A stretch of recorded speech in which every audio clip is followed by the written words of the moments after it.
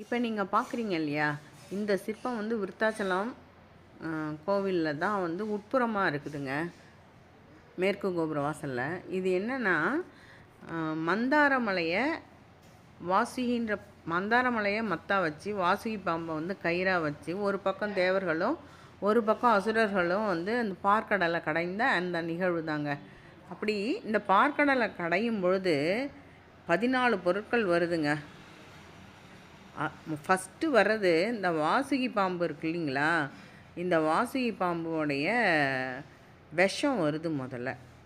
எப்படி அப்படின்னாக்கா, கடலை கடையும் பொழுது வாசுகி பாம்பால் தாங்க முடியல வலி. அப்போ வந்து அது என்ன ஆயிடுச்சுனாக்கா, வாயிலேருந்து மிக கொடிய நஞ்சு ஆழக்கால விஷம் வெளிப்படுது. அதோடைய வெப்பமும் புகையும் உலகத்தை வந்து அழிக்க தொடங்குது.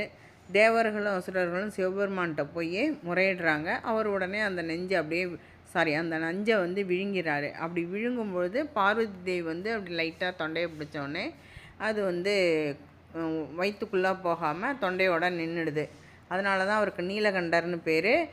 அதனால தான் ஆண்கள் எல்லாருக்குமே அந்த ஆடம் பால் ஆப்பிள் அந்த அந்த ஆடம் பால்ங்கிறது இருக்கும் பார்த்திங்களா, அது இருக்கும்.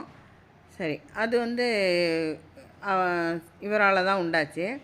என்னென்ன பொருட்கள்லாம் தோன்றுச்சு அப்படின்னு சொல்லி பார்த்தோன்னா, ஃபஸ்ட்டு ஆழகால விஷம் வந்துச்சு. அப்புறம் மகாலட்சுமி, காமதேனு, உச்சை சிரவஸ் அதாவது வெள்ளை குதிரை, ஐராவதம் வெள்ளை யானை, கௌஸ்துபமணி கற்பக விருட்சம், அப்சரஸ், வருணி தேவி, சந்திரன், பாஞ்சஜன்யம் அதாவது சங்கு, தன்வந்திரி கடைசியாக வந்தது தான் தன்வந்திரி. அவர் வரும்பொழுது அவர் என்ன செய்கிறாருனாக்கா, ஒரு கையில் ஆயுர்வேத மூலிகைகளையும் இன்னொரு கையில் அமிர்தத்தையும் எடுத்துகிட்டு வர்றாரு. இந்த உச்சை சிரவஸ் ஐராவதம் ரெண்டுத்தையும் இந்திரன் வந்து தன்னுடைய வாகனமாக எடுத்துக்கிறாரு. அடுத்தது கௌஸ்துபமணிங்கிறது வந்து அந்த பொன்னான மணி, அது வந்து விஷ்ணுவோட மார்பில் இப்பயும் இருக்குது. அடுத்த கல்பக விருட்சம் நம்ம வேண்டிய